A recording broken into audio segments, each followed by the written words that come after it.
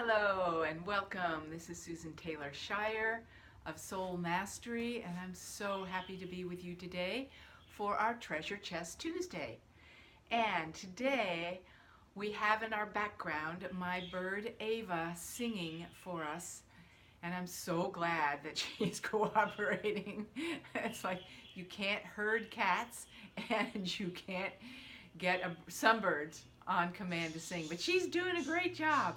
And why am I letting her sing today? Okay, it's because,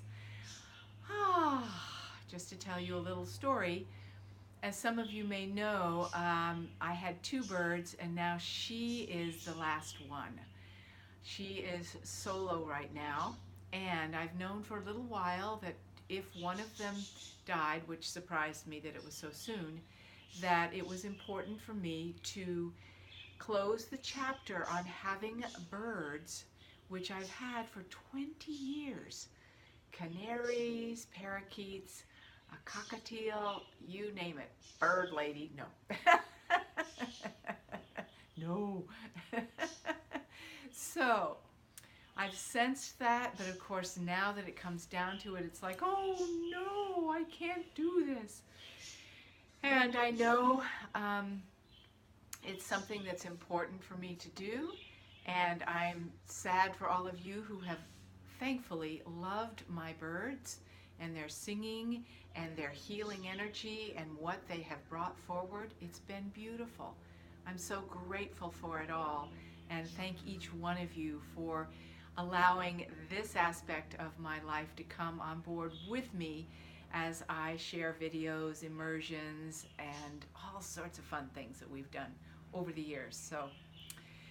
So Ava is singing to us, and I just wanted to say, I so appreciate all the love that you have generated in the direction of the animal world.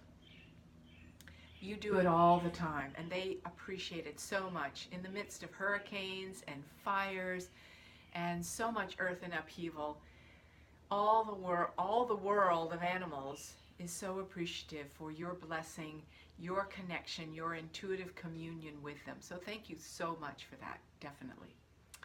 So the fun story that I have to tell you about my bird and why this is the last time you'll be hearing her on Treasure Chest Tuesday is because I was speaking to one of my animal communicators about talking to Ava about letting her know that a new chapter was going to be opening up in her life, because it wasn't right for me to get her a mate, and it wasn't right for her to be alone. She doesn't want to be alone, even though we love each other dearly. So my animal communicator said to me, well, I see this flock of birds that she's with, so keep your eyes open to the possibility of a collective. I said, okay. And then I called the woman who took the 5 baby birds that she was a parent for last spring, and I said, I have another bird, and it's time for me to move this bird on. And Ava is white with blue markings. And she said, sure, I can do that. I have a bunch of parakeets right now who just came in from a woman who had to move to assisted living, and I have 10 parakeets right now, and they are white with blue markings. I went, what? That's what Ava is. So she said, bring her over. And I said, I'm not ready. Give me a few days to launch with this. And then, of course, I told Ava about this episode and how there were 10 birds like her that were awaiting her to be part of their tribe. And she was like, I'm there. I'm on it. It's done. And I'm like, no, wait, what about us? What about all my clients and all the people that I work with that love you? And she said, okay, they can love me. They can still love me. And I'm moving forward. And I'm like, okay, I get it. All right. So I bawled my little eyes out, and I know I will again when I drop her off in a few days. But it's like having a child go to kindergarten or college or out into the world. You know it's what's right for them and it's beautiful for them. Doesn't mean you won't have a sense of loss. This has been 20 years I've had parakeets and other birds. So I asked my guides, how do I best navigate this change? And here are a few things that we get to learn about loss and moving to new dimensions that they gave to me. There's two things to be looking at here. One is, as it relates to the bird kingdom, how can I bring the essence of what this bird means to me into my heart so it will always live with me? Always. And it is not a loss when she goes. Will I be able to hear her voice? In my heart. In my awareness. Will I make a recording of her? Yes, before she goes? Yes. But she has brought something, and all of them have brought something to my heart, and that's what matters.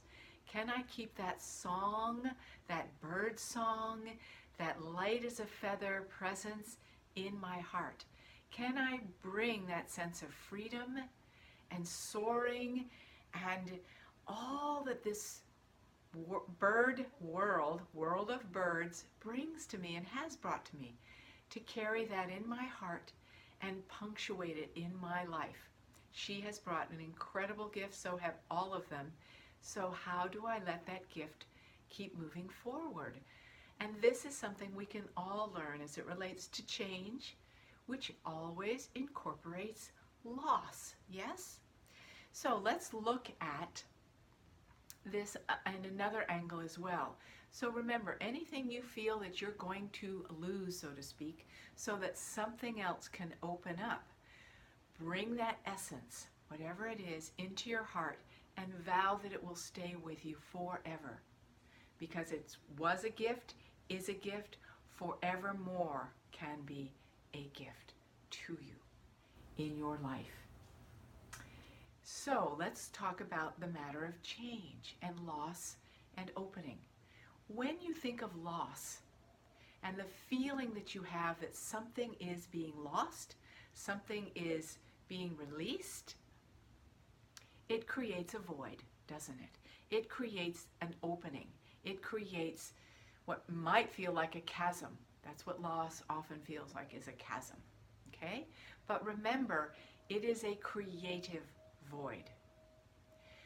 Allowing something to be moved out so that something else can come in. We never know what that something else is going to be exactly. So yes, trust, intuition has to be in the equation. But how do you bridge that loss to new beginning? Death and birth, loss, new beginning. Well, what you do is you remember that phrase that we've used forever, let there be light. Let there be light.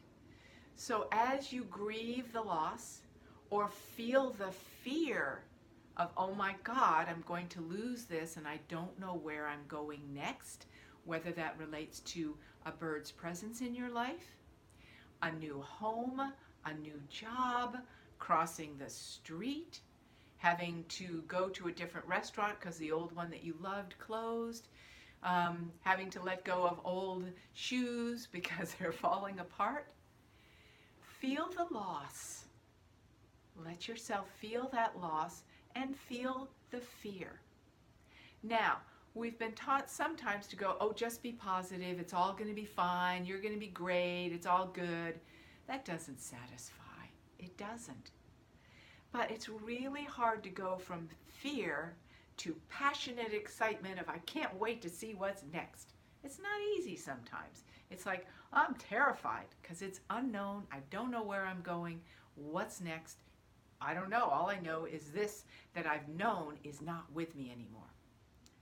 So as you go into that space of what is the loss, where the fear is, start pouring in that phrase from your heart, your body, all of you. Let there be light. and feel an anchor of pure light coming from the universe. It could be a strong, solid light, or a soft, buoyant, beautiful, expansive light. Whatever it is, let there be light. And let that come into the space where the fear or the sadness, the sense of loss is. And let yourself be in that interim place. Let there be light. Let there be light. So that what you create next is born of light. Let there be light birthing the next great creation that this creative void of loss and fear on the edge of that creative void is bringing up. Let there be light. Let me feel that in my body to create the next step. It's going to make it much easier for you to welcome the unknown, the new, the all that the universe has to bring to you, that this creative void is opening up in fact. So I celebrate you being able to shift from the old to the new in this new way of saying, let there be light, let it brighten, heighten, give forth the energy, the ignition, the activation that is needed to bring to you what is next for you to receive in your glorious life. So enjoy the process. We're here to enjoy the process because change is going on every single second. So you might as well enjoy it, right? And this should help you immensely to be able to do that. So my love and blessings to the creative process you are in the midst of, whatever that is, big or small.